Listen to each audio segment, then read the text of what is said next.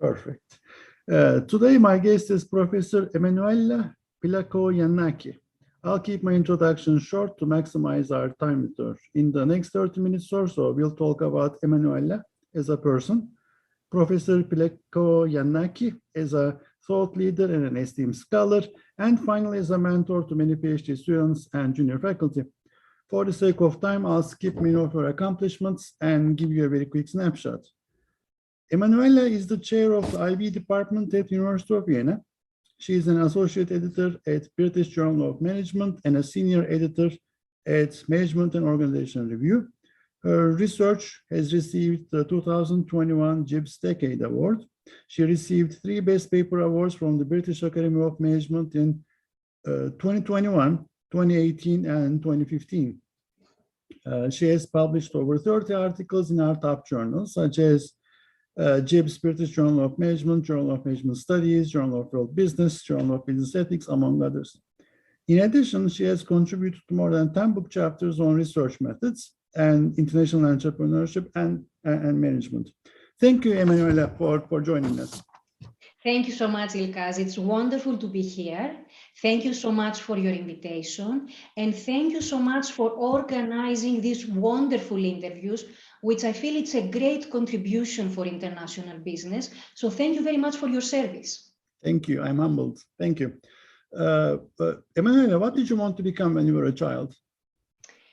Okay, that's not an easy question, I have to say. I don't think that when I was young, I had some sort of a professional model in mind.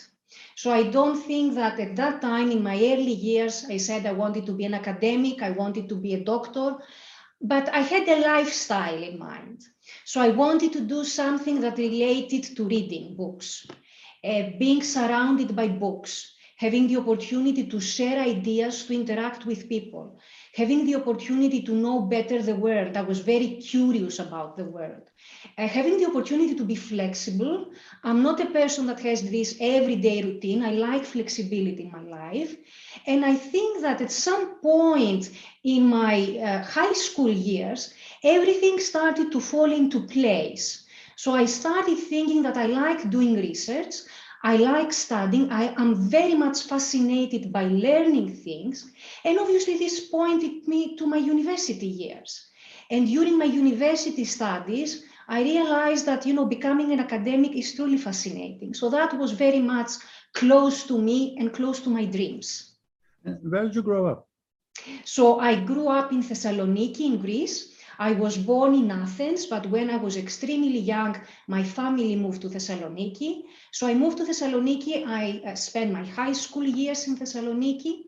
I graduated from the State University of Thessaloniki. That's the Aristotle's University. It takes the name from the philosopher Aristotle. I hold a bachelor degree in economics. And then after my bachelor, I got a scholarship and I studied my PhD in the University of Strathclyde in Glasgow, in UK. And how did you choose IB? I mean, I understand the scholarship part, the academic pursuit, but how did you choose specifically IB field? That's an interesting question because my PhD is actually in marketing. So I started working first in the area of marketing. I was very lucky because when I did my PhD in the UK, I did my PhD in a multinational company. The focus of my PhD was not international business. I was actually doing something in the interface of marketing and organizational behavior. But I was very much fascinated by the discourse of this company. So during the lunchtime meetings, when I was taking breaks from my interviews, I used to hear people discussing about culture and the different cultures that they were actually planning to expand in the future, or already the business was operating. And I used to hear discussions about how we manage the relationship between a mother firm and a subsidiary, and how challenging or interesting can be this relationship. So I was very much fascinated with the overall area. And even though I pursued a PhD in marketing, I started sensitizing myself about aspects of international business. I was also in Strathclyde, as I said earlier on, and I was in Strathclyde in the beginning of 2000. So that was a very interesting momentum for the University of Strathclyde, because we had the Strathclyde School of International Business. That was essentially a unit of researchers operating in the area of international business, led by the late Professor Stephen Young and also the late Professor Neil Hood. And Stephen Young and Neil Hood were amazing academics. They were role models for me. And even though I was in the area of marketing, I was very much indoctrinated by them in the area of international business. So I started collaborating with them, and then my collaborations brought me in the area of international business. So I would say it was rather a process for me, an incremental process. It was not a choice from the beginning, but it was the trajectory of my academic studies that brought me into this fascinating area. Marketing's lost, IB's gained. Oh, that's very nice. Thank you so much, Ilkas. Something that is not on your CV that people might find interesting about you. Well, there are, my CV concentrates primarily on my professional life. Perhaps people do not know that in my early years when I was a student, I also used to work as a DJ on a national radio station in Greece. And I also, I loved going to the movies. I like a lot stories and narratives. So I'm a visual person, but I also like narratives at the same time. So I also used to write in a local newspaper in Thessaloniki, and I was writing about cinematography. So I was writing actually film reviews. And, you know, this is something that I do not include in my CV, but it has been a substantial part of my early, I would say, academic years as an undergraduate student. Another aspect that I do not include in my CV, but I like sharing it, you know, with my colleagues, you know, discussions in the classroom and so on, is that I take history of art courses. So I love art, and I always like to explore interfaces between business and art. I see a lot of commonalities in the art world with the business world.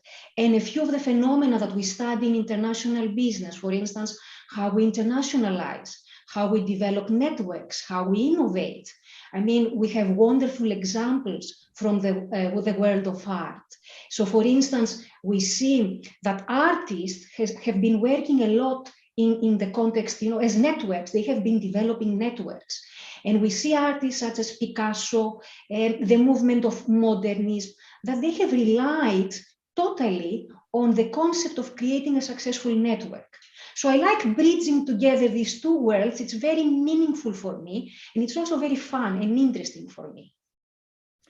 I think we should enter, you should write about your DJ experience on your CV. This is the coolest thing. The young colleagues won't realize it, how the coolest people on earth were the DJs, especially in 2000. So what did you use? That's going to be my next addition in my CV. It must be. It is the coolest. Okay. Regrets, any regrets in life? Okay, regrets in life. This is also, I think, a very thought-provoking question. Let me start by saying that I'm very grateful with my life. In retrospect, I know that I could have done some things, you know, better. And there is always a learning process. I would like to have more time, let's say, for my family, for myself, and so on. But I always consider that decisions are also taking place in a specific situational context. So with hindsight, I can say that I could have done some things differently, but also these things have engaged me in a learning process. So regrets, I tend to approach them more positively and consider them as opportunities to learn and move forward with things. Very nice. What is, or what was the biggest failure in your life, and what did you learn from it? I think that, at least in academia, I think all of us, we are very used to receiving rejections and experiencing failure in some sort of a way. And I think the way that I'm treating failure is, first of all, to use it, as I said, as a learning process. to use it as a way to improve myself. Obviously, I have failed, and I have failed several times in my life, but I think I was becoming stronger, or I was trying to, again, as I said, to learn out of it. For me, failure is a learning process. It's becoming much more resilient, and obviously failure can perhaps teach you something about yourself, even how you deal with failure, and it shouldn't stop you from chasing your dreams.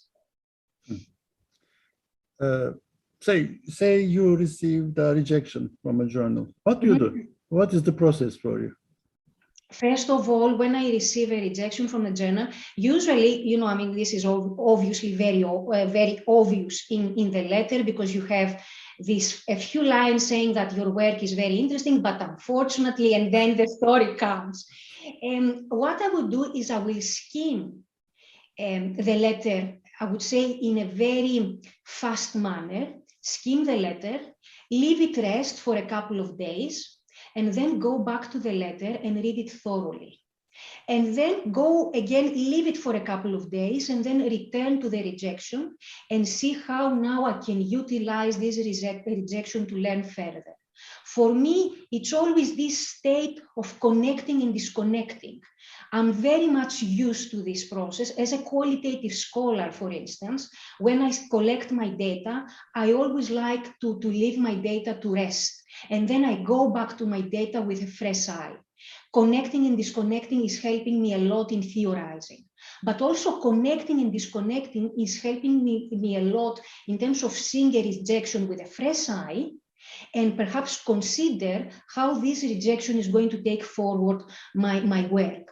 Obviously, there is an aspect of disappointment. I think that I was more emotional with rejections at the beginning of my academic career.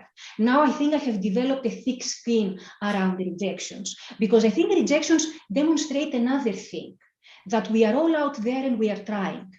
I don't know prolific academics who have never received a rejection. So it's part of the process. And for me, the last few years, a rejection is the default state. So it's better to be out there and try to convey and communicate your work rather than not receiving any rejections, because this might also suggest that we are not perhaps trying hard enough, or we are not aiming high enough. So now I have a different philosophy in terms of dealing with rejection, something that I'm trying to communicate to my PhD students as well, that rejection once is hard, rejection twice is also hard. But after a point, you become much more resilient, and you some sort of, have a better understanding that this is part of what we are doing. This was very helpful. Thank you. What are you most proud of? I'm proud of the people that I have around me. So I'm very proud of my family. I'm very proud of my husband. I'm very proud of my nephew, that he's actually now in Boston and he's doing his PhD in civil engineering. So I'm very proud of him. And also I'm very proud when I received emails from my students or messages from former students saying that, they are in a good place.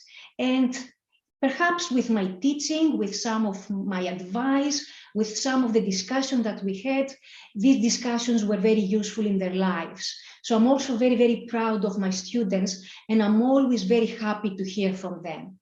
And I'm also proud of some of the things that I have achieved in my career. And I would share something with you, which it's something that I have achieved when I was extremely young. So I mentioned earlier on, once I have concluded my undergraduate studies, I went to the University of Strathclyde directly to have a PhD. And I got a scholarship from the Greek State Foundation of Scholarships. Now, for this scholarship, I had to sit for a national exam. And I was the only student in the entire Greek territory that received a scholarship to pursue a PhD in the area of marketing. I'm very proud of this achievement in my early academic life, because it has actually changed my life totally. It opened new avenues for me, new ways to develop myself, and perhaps new journeys and adventures. Perfect. So, Emmanuella, how do you explain your research and the importance of your research to people who don't read academic work regularly, who don't read JIBS, who are just laymen? Well, I'm not so sure that I would go to the nitty-gritty detail to discuss in terms of, discuss deeper the phenomena or the variables that I'm actually utilizing in my work. But what I would say is that I'm very interested to understand how organizations are operating. And organizations are people. Organizations are families.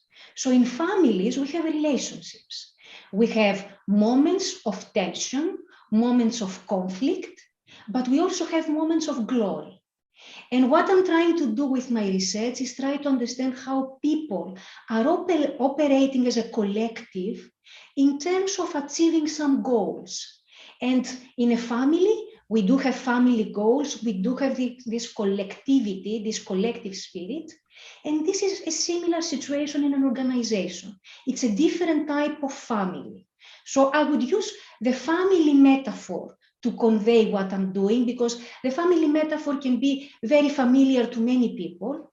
I would also perhaps use the story of my own life, because part of my research relates to immigrant entrepreneurship. And I have also been an immigrant myself, moving from Greece to the UK and now to Austria, living and spending a year in Finland. So I would try to showcase from my life, my own trajectory in terms of, following my journey, exposing myself into different situations, learning from different cultures, utilizing and considering these cultures as means to improve myself. So through this personal narrative, again, I would try to convey what I'm doing and what I'm studying with my own research. So using familiar ways and metaphors to communicate my work, rather than, going to these very detailed accounts or obviously using jargon that only academics understand. So about omitted variables, things that we have neglected or we haven't studied enough, maybe we forgot about them, maybe we just don't do it anymore. What are some of the things that in IB we should be thinking more of, so that the next 5-10 years of the field should be focused on? In your opinion, what should we be working on more?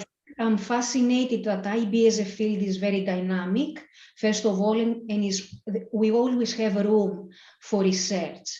I wouldn't say omitted variables, but I would say phenomena or aspects of phenomena that we can actually investigate.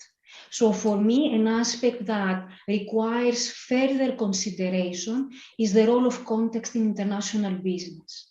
And what is context? As international business researchers, we should be very sensitive to context, because essentially what we try to do is explain the behavior of the firms across context.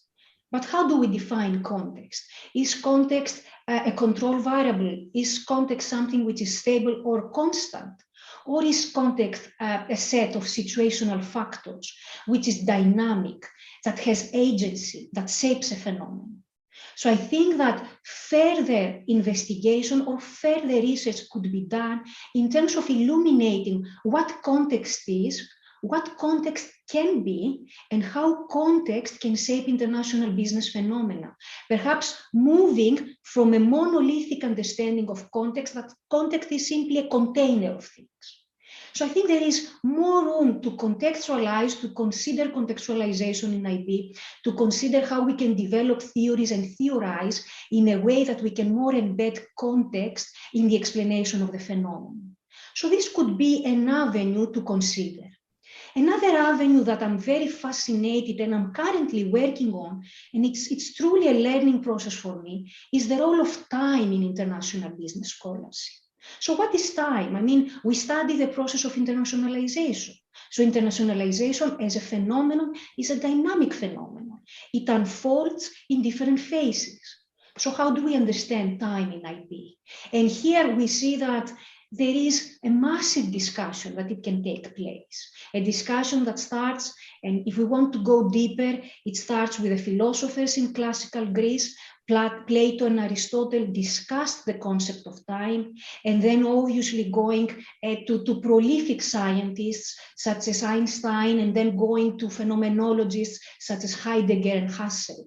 But what is time? Is it possible to have a singular understanding of time?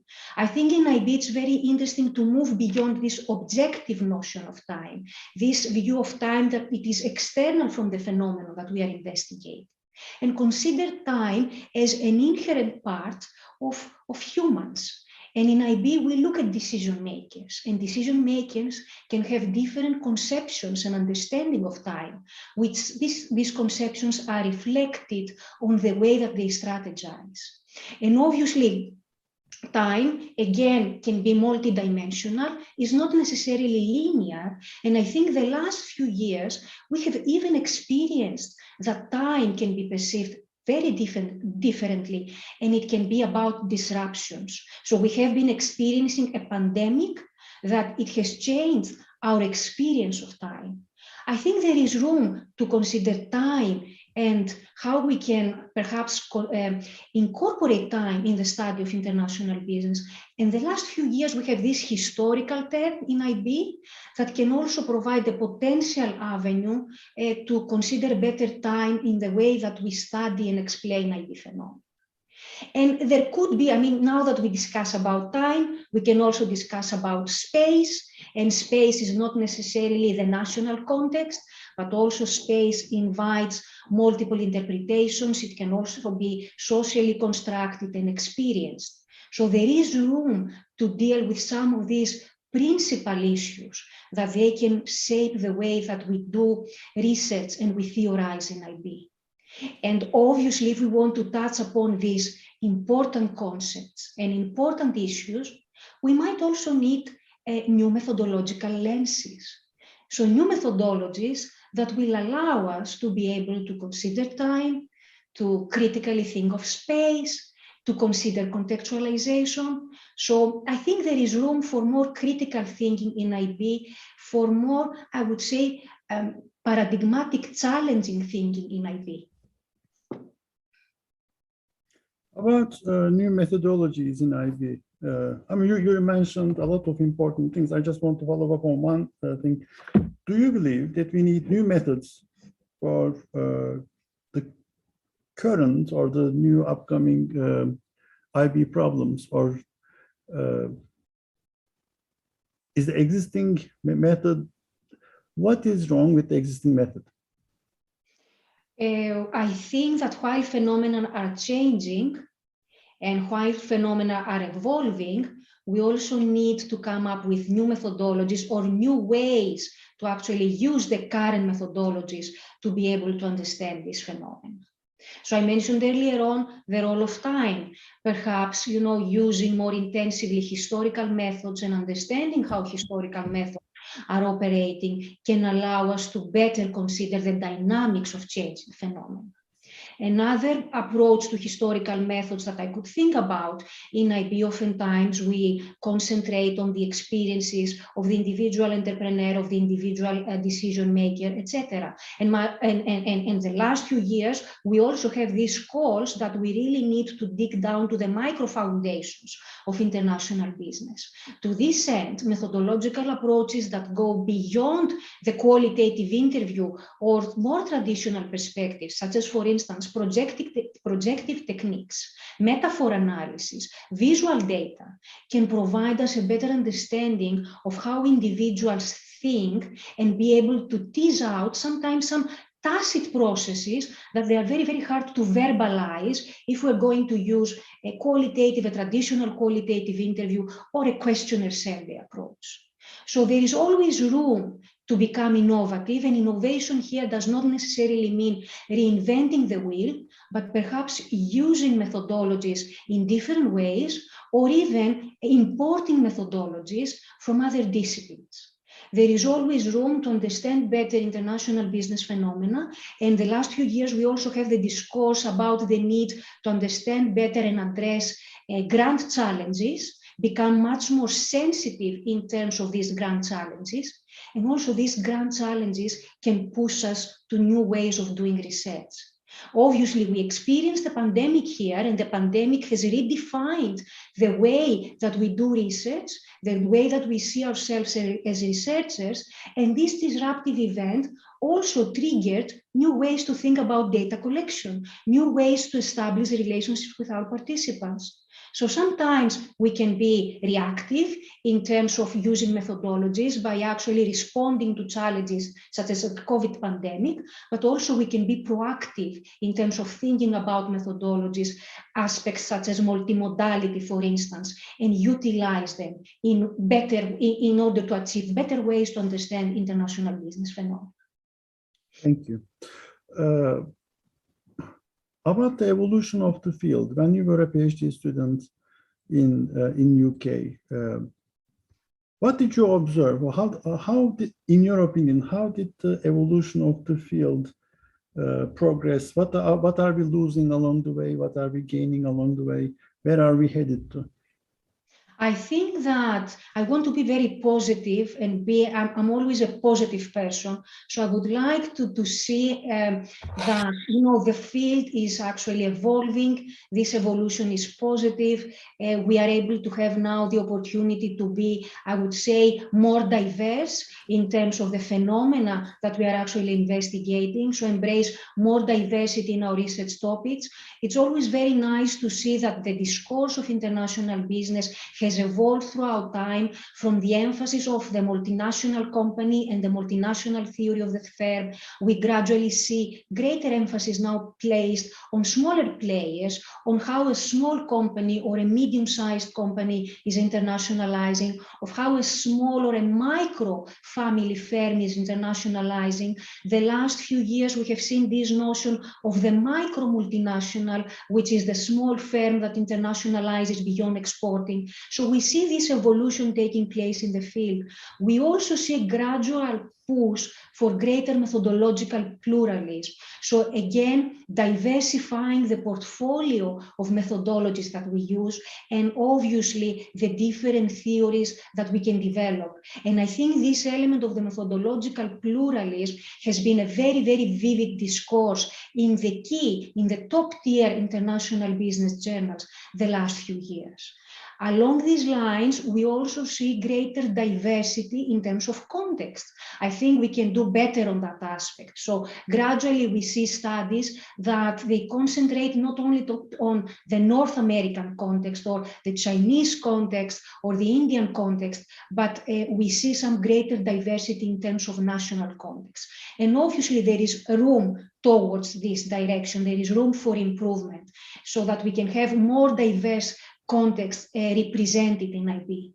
So I would like to see a brighter future that essentially we are able to deal with meaningful problems, with meaningful research questions that they can make an impact.